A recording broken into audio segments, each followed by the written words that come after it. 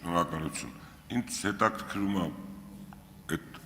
մասնագետներին կամ առաջարկող մարդկանց որտեղից եք վերցնում, իրենք են դիմում, թե ովքեր են առաջարկում, էլ ովքեր են ուզել ցանկություն հայտնել, որ լինեն այդ պաշտոնում։ Շնորհակալ եմ պարոն Սուքիասյան հարցի համար, մրցութային կարգ է գործում կոռուպցիայի կանխարգելման հանձնաժողովի անդամի թափոր պաշտոնում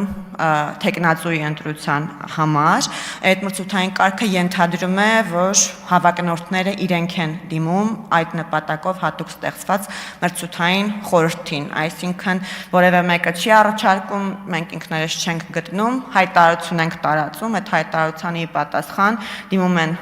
տարբեր թեկնածուներ եւ այդ տարբեր թեկնածուների միջից համապատասխան թափուր պաշտոնների արկայությանը համապատասխան ընտրվում են որոշակի թվով թեկնածուներ։ Հիմա մենք այդ մեկ թափուր պաշտոնի համար մեզ դիմել է երկու թեկնածու, երկու թեկնածուների վերաբերյալ բարեվարկության ուսումնասիրություն է իրականացրել մրցութային խորհուրդը, հետո մենք նաև իրականացրել ենք հարցազրույց երկու թեկնածուների հետ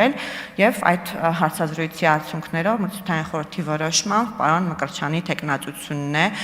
ընտրվել եւ հիմա ներկայացվում է ձեր դատին իմ կողմից։ Արձագանք։ Ես ուզում եմ չափորոշիչների հետ ծանոթանալ եւ ցանկալի կլիներ հասկանալ մյուս տեխնացուն, ինչու ոչ մյուս տեխնացուն, ինչու այո այս տեխնացուն, եթե կարելի է, շնորհակալություն։ Շնորհակալ եմ կրկին պարոն Սուքիասյան հարցի համար եւ հնարավորության համար մի փոքր նաեւ գործընթացը ներկայացնել։ Մրցութային խորհուրդը ունի գնահատման համակարգ եւ 100 բալանոց համակարգով գնահատում է յուրաքանչյուր տեխնացուի 40 բալ առավելագույնը գնահատվում է տեխնացուն ոլորտին առնչվող իրավական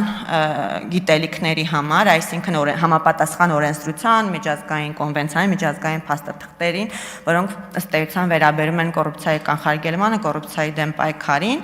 իսկ 60 բալ նախատեսվում է տեխնացուի աշխատանքային փորձառությանը, փորձառության վերաբերելիությանը ոլորտին,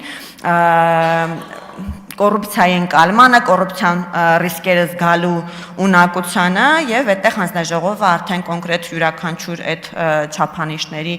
համապատասխան գնահատում է իրականացնում, հանձնաժողովի յուրաքանչյուր անդամ գնահատում է տեխնացուին եւ հետո այդ գնահատականների հիման վրա միջինացված ցուցանիշներով մենք արդեն ունենում ենք առավելագույն բալեր ստացած տեխնացուն համարվում է հաղթած։ Այսինքն սրանք են չափանիշները եւ